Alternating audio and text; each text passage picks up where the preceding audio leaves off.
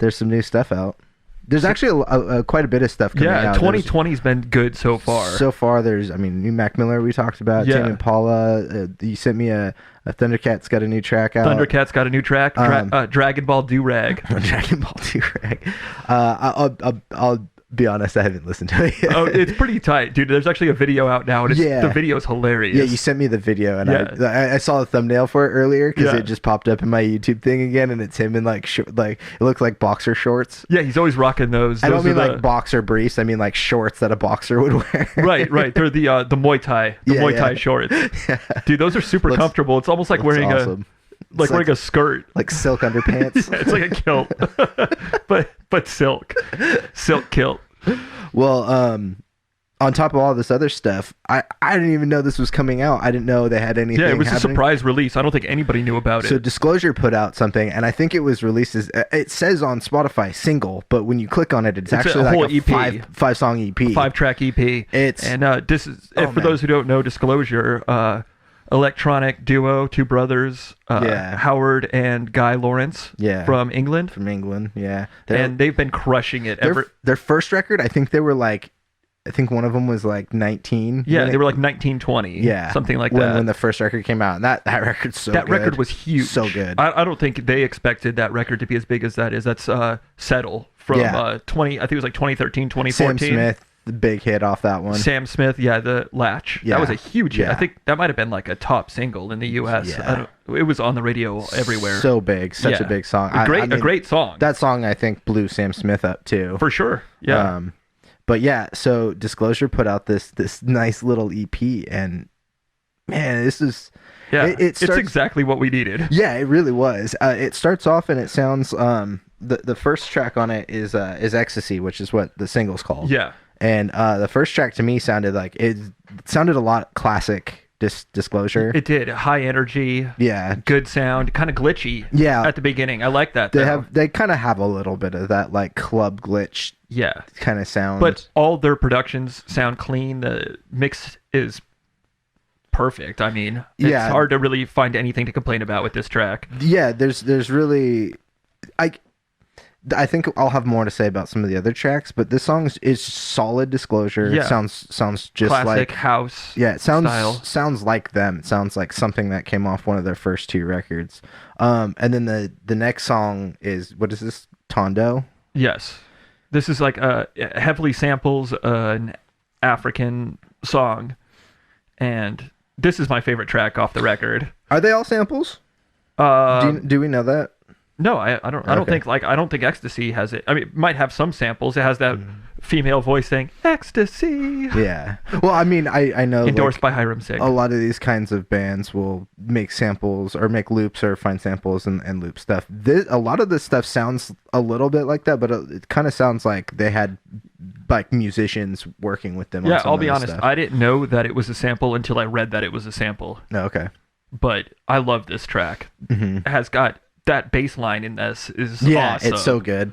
It's got like a it starts off more club, like it starts off with like club hi-hats. It almost sounds like it's gonna be another just kind of standard Disclosure track, and then it like morphs into something different. Love that lead at the beginning, that kind of like it's like kind of like a cutting lead, and it comes in later on in the track too, but this track starts out with the drums, as a lot of these do, and then it goes into that lead, kind of like fades in. Yeah. It's like a high pass lead sound, and then it comes in with like the singing. It's almost like a chant, like a crowd singing. It's really... I like this song specifically. I like thinking about the evolution of their vocals that they've used through like the first couple of records were more pop sounding, and like Sam Smith. You have off the second record, Lord. Lord and The Weeknd on the second one. And then this one, like, this EP is showing an evolution in their music. And I really like that a lot. I think they're doing a really good job of taking what they're good at and moving it into different kind of genres and stuff. Like the addition of like the kind of Afro funk, African beat sound that they've got going on is a really nice addition, and like the vocals that they have on these tracks is really cool. It's in a similar way that they would have done it with like a Sam Smith or Lord or something, but it just is, there's a different kind of characteristic to their music now that they have a little bit of a different pop sensibility than they're used to. I love this. This is one of the best tracks on this for sure. Yeah, I completely agree. This is my favorite, and that reminds me too of they released a single back in 2018 that I love too called Ultimatum, and that featured an African singer. That's right. Fatoumata Diawara, and she was just featured on the latest Gorillaz track too. You guys should check that out. That's yeah, there's another Gorillaz track. I saw that too. They're releasing like a video and audio series on YouTube where they release a new track every week with an accompanying video. That's cool. Yeah, that's cool. Well, we both really love this track, but then we move on to the third track, Expressing What Matters. This is a Boz Scaggs sample, you said? Yeah, probably the most famous Boz Scaggs track, Lowdown. Mm-hmm. It was a big R&B hit in the 70s. Mm-hmm. And yeah, it's a great song. I hear this song actually on my work playlist all the time, the Boz Scaggs one. Yeah. It's a classic, and it's got that like flute sound. You know what I'm talking about? Yeah, they kind of use this as the melody too, but it's really like chopped up, the sample, and rearranged. It's almost like it could just be a remix for how heavy it samples that track. Yeah. But they make it their own. Yeah. They make it a Disclosure track.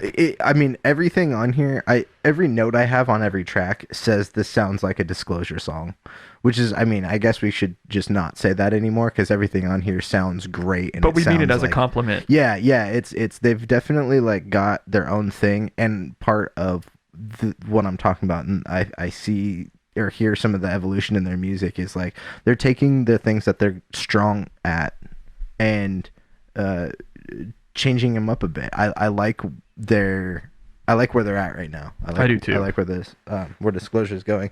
So this track's, I mean, it's a solid track. I also had this, R&B feel note to this whole thing too, I don't have a lot to say on this track other than like I like it. Yeah. Same with me. But then we move on to the fourth track, Etran. I don't know. It seems like it's named after this one has a bit of a different sound compared to the classic Disclosure. Yeah, this one is more like tribal African, as opposed to like Afro funk, like the other track. This one's more like tribal African sounds, more like tribal sounds and stuff. I'm having a hard time figuring out which song I like better. I think Tondo has more solid grooves and like just thicker rhythms to like dance to. They're both pretty danceable to begin with, but this one, this fourth track has to me some really strong arrangements in it. Like if you listen to it, it's also kind of starts off as like kind of a tribal song, and then they move into like club sounds, and then they move back into like, I don't know, like the arrangements are really well done in this track. Yeah. They kind of just, I don't know, they morph from club to like African to, I don't know. It's kind of hard to put my finger on. It almost sounds like throat singing a little bit. A little bit, yeah. Yeah. It's cool. It's kind of like a hypnotizing chant singing chant / singing, but it's good. It's unique and just kind of more in that direction of the African influenced sounds. Yeah. I mean, I think a lot of producers these days are finding everything's circular, right?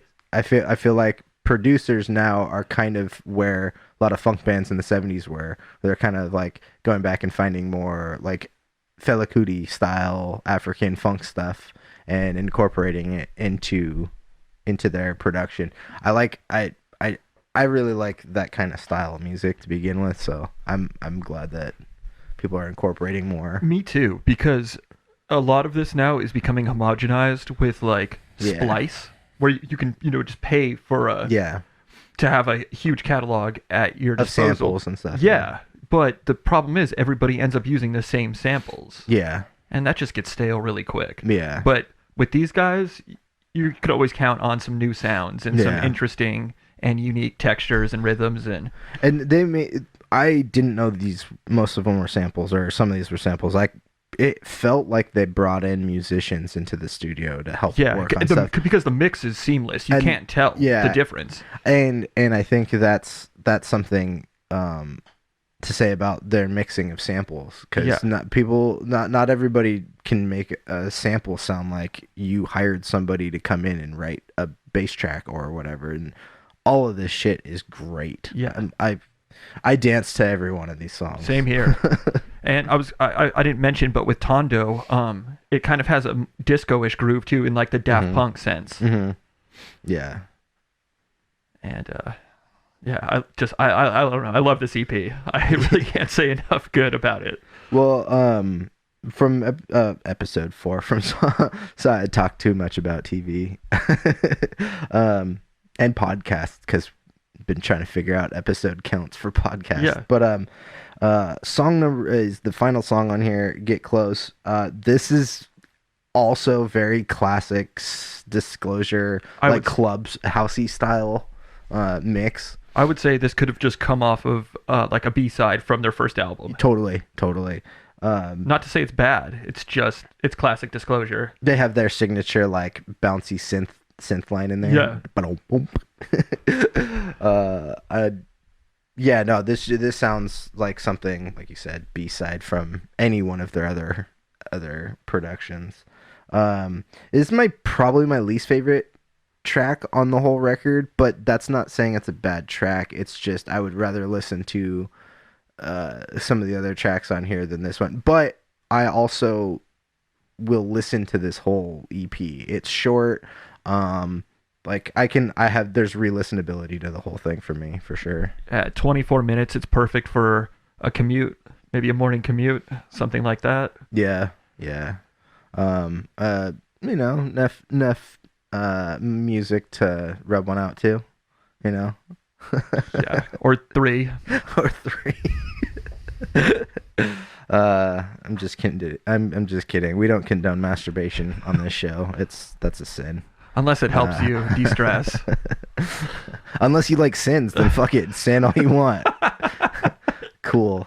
So that was the EP. Both Pat and I really like this EP. We're both big Disclosure fans. Yeah. We hope to get to see him in April at the Santa Barbara Bowl. Oh yeah, that's right. Should be fun. So we both are gonna re-listen to this for the rest of our lives. This will probably be playing at my funeral. Yeah. I hope they play Tondo at my funeral. That would be amazing. I hope Disclosure is there performing it too. Hopefully they'll be older at the time. Yeah. Hopefully it's not next week. It's funny, in my head I kept thinking Tonto, and I was like, I want Disclosure playing Battles Tonto at my funeral. Yeah, I really weird. Just want what's that? The one from the Tonto, jump on it. Oh yeah. That song's great. That video is amazing. That video is amazing. The lead singer is just in some Davy Crockett getup. Yeah, that video's ridiculous. Oh man. Well, thanks for talking about this EP. Anytime. Pat. Happy to discuss these guys. These are some of my for the last few years since that first album. I've been listening to a lot of Disclosure. And it feels like they came out of nowhere, and then just every time they pop up, it's just here's some fucking gold for you, guys. It's like when you're broke and your friend just pops up, is like, yo, dude, here's $100. You're like, fuck yeah, dude. Yeah. That's Disclosure for us. We're all broke and need something fucking good, and they're like, yo, here's some fire for you. All right, tight. Always appreciated. Yeah, thank you, Disclosure. So we're gonna take a couple week break and kind of just I need to figure some things out, work on some stuff. Pat is tired of talking to me about stuff, so we'll have some great material when we come back. Yeah, we're just really taking some time off to try to make the podcast better. We're just gonna contemplate life. Yeah, the meaning of life and The Pursuit of Happiness, starring William J. Smith. William J. Smith Arnett. So we'll be back in a couple of weeks. Follow us on Facebook and subscribe to the YouTube channel and Apple Podcasts, Google Podcasts, Spotify, all that fun stuff. We'll keep you posted on when we're coming back and all kinds of stuff that we're working on, because I got a lot of music stuff coming soon. Yeah, we'll have music. Both Pat and I have music we're working on separately that will be coming out this year. And just a ton of other stuff. I have a show I'm working on that I'll probably premiere. Most of the commercials in this show are part of the show that I'm working on, so that's where those come from. It's all just dumb stuff. I thought they were off UPN. Yes.